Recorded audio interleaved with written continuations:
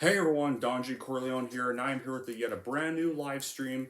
And this live stream is going to be for what is, of course, we all know what every live stream is every end of the month. And usually these live streams happen to show the films I got on either Blu-ray or DVD for that whole entire month. And now that June 2023 is over, we are on to July 2023. It's time to show what I bought on DVD or Blu-ray for June 2023. And I managed to get some Blu-rays this time, about two of them.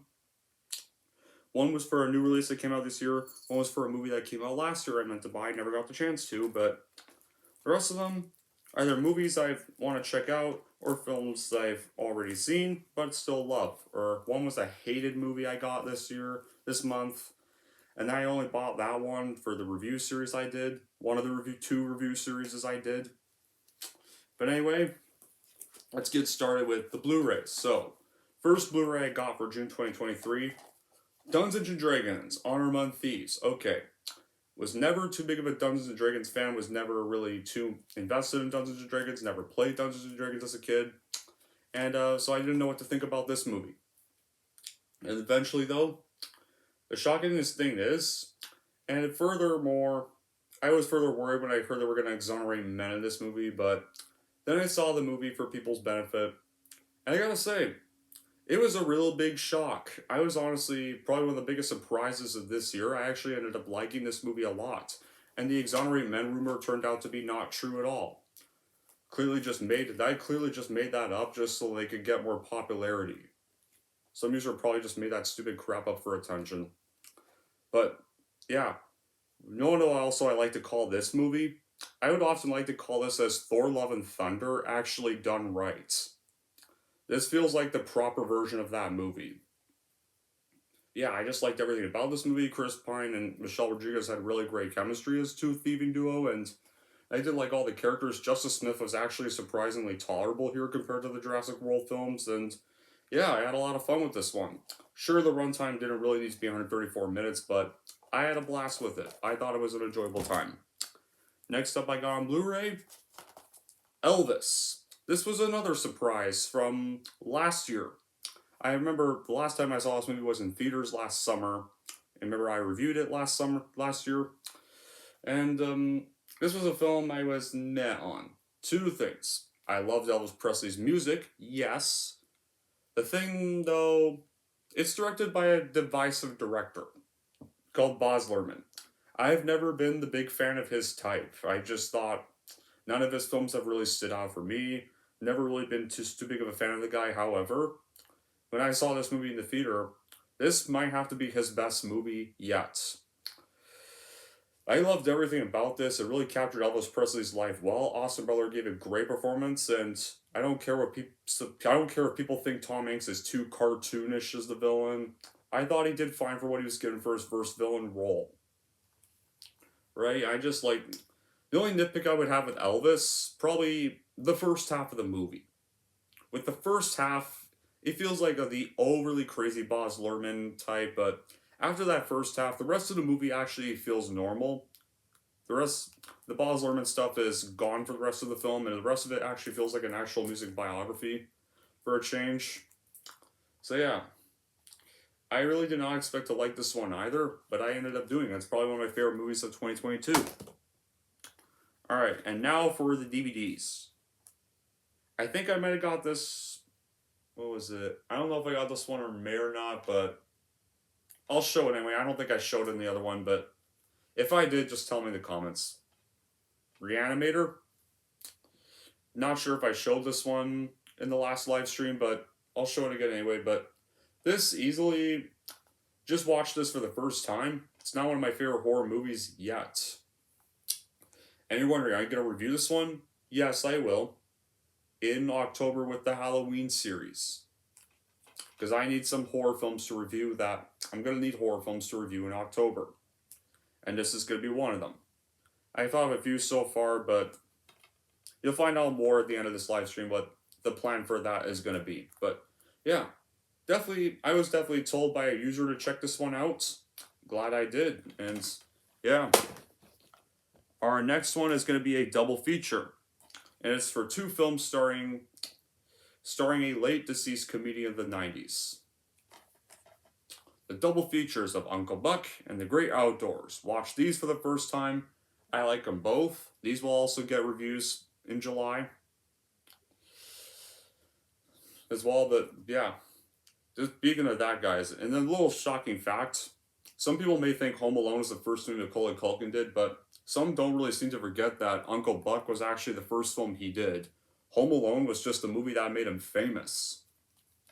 Yeah, the movie he debuted with was actually Uncle Buck. And yeah, I love both these movies, saw them for the first time. Love them both, and I can't wait to review them in July. Easily. And our next two are for a review series. I got these for a review series. One sucks, one's great. Shrek the Third. Shrek Forever After. Yeah. So, because originally I was gonna just watch these on Netflix for the Shrek review series, because I remember they had them on Netflix, but stupid Netflix took them down, so I was forced to go buy Shrek the Third and buy this so I could get the review series done. And yeah, y'all know my thoughts on Shrek the Third. It sucks. Y'all know my thoughts on Shrek Forever After. I enjoy it. Not as good as Shrek 1 or Shrek 2, but actually a good little finale. Alright, our next up is for a movie I have not seen yet, but I know it stars legendary actor Patrick Swayze. Roadhouse. I've heard of this one, never saw it, but I'm gonna watch it this month. I think I'll watch it tonight. And I'll also likely review this in July. Yeah. I know it stars Patrick Swayze. And he's yeah, I know it stars Patrick Swayze. So I'm interested, so I can't wait to check it out.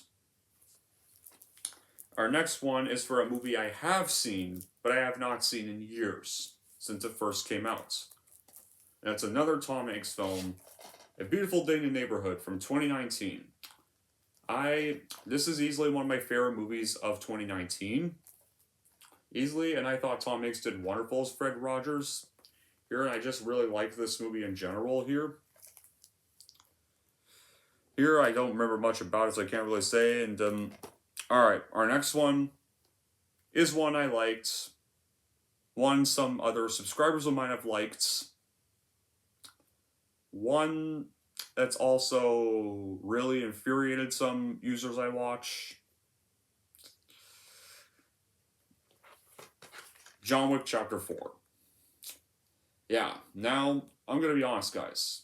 Those who don't like this movie, I can understand that. However, I think I'm among me and some other subscribers of mine are among the few that still like this movie, but I can agree with some problems here. Like, first off, I don't really like the opening scene where Charon gets basically shot by Bill Skarsgård's character in the very first few minutes of the film. I feel like that's kind of a bit of a disrespect to Lance Reddick's, to kind of the send-off of Lance Reddick. Right there, like, with that, like, you could have still had him be a character here. And you could have had him, and you at least could have had him die getting like John Wick to the duel. That would have been more worthy. Right there. No, like, instead of just killing him off in the beginning, which I thought was kind of a bad idea, but the rest of the movie actually I think is still great. And I think it is well worth the 169-minute runtime here. But yeah, there's still some other bad qualities I could have. Like, this stairwell scene is kind of a bit too ridiculous for this movie. Again, John Wick has always been ridiculous, but the stair moment just kind of made it feel like a bit of a cartoon. Right there. And I don't think you needed to repeat the stair scene twice. Here, and I thought Bill Skarsgård was actually a decent villain, but there's been some better villains. I thought the first film's villains were better, though. Here, and, you remember I originally did call this the best movie of 2023. Well, now that other movies have come out, where would I put this? I'd probably put it in either third or fourth now. Third or fourth place is probably where it'd go. But, yeah, I'm still among the few that still enjoyed it. I still thought it was a blast. I still think I still really liked it. I still think it's one of my favorite movies of this year.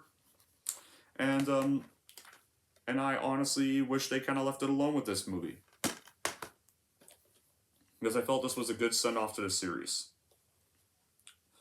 Still, yeah, there are some problems I can agree with, but I still enjoy it as much as the other first 3 John Wick movies. Our next one is going to be, once again, a film I have not seen, but I've heard is really dark. And one I have seen, and stars Bruce Willis. First one, The Fifth Element, one of the best sci-fi movies of all time. And definitely one of Bruce Willis's best movies. Like, I don't care if people think this movie's dumb or not. I enjoy it. In fact, I think it's probably Luc Besson's second best movie behind Leon the Professional. Easily. This and Leon are easily Luc Besson's best movies. It's definitely a very fun time as well. I think it deserves better praise as well. Yeah, it's a little campy and weird, but I still enjoy it. I think Bruce's character is definitely a perfect hero in this, and I think some of the performances are great.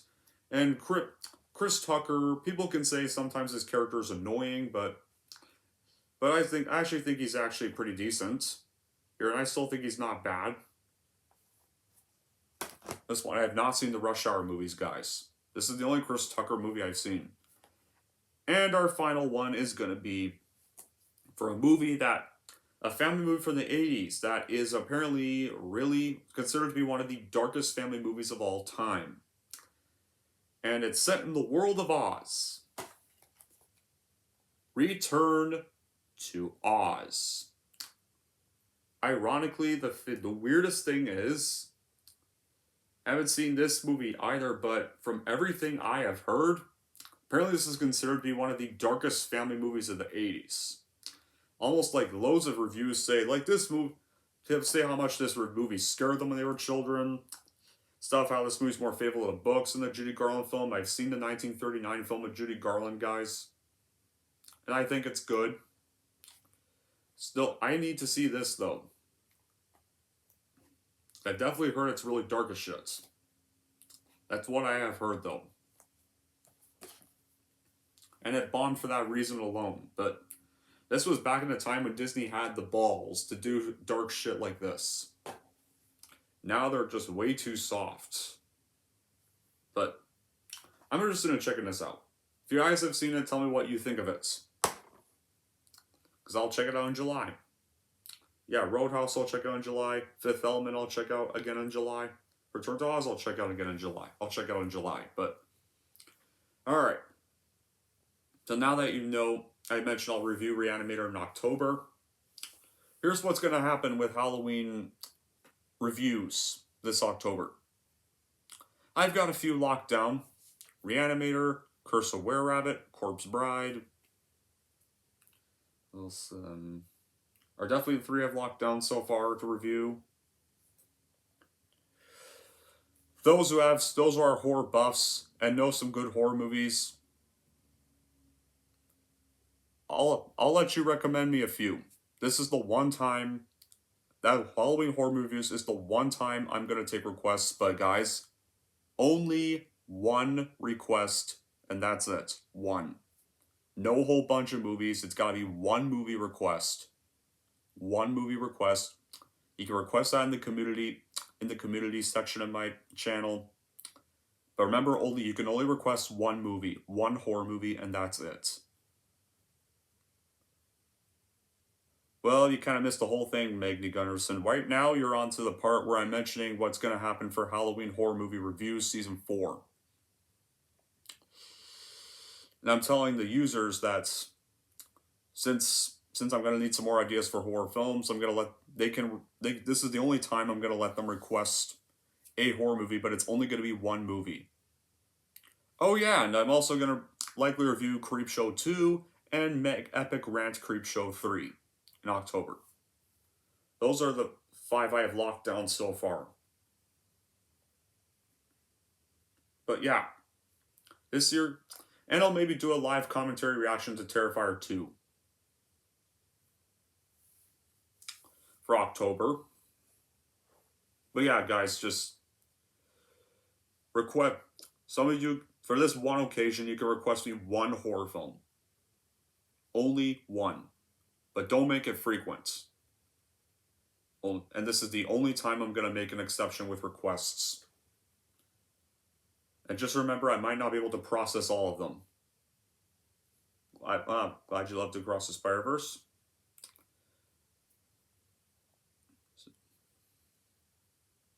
Understood. Okay. Oh, yeah. That's your comment. Thought Understood was a film for a second, but yeah. Once I do pick out reveal the title of Halloween Horror Movies 4 in the community section post, then you guys can request a horror movie for me to watch this October and I'm only doing this for this time because I've got no other horror movie ideas. So I'm going to need some. Those who are horror movie buffs anyways, who have seen horror movies. But until then, guys, that'll be it for this live stream. Thank y'all for watching. If you like this and want to see more, don't forget to like, subscribe to Don G. Corleone.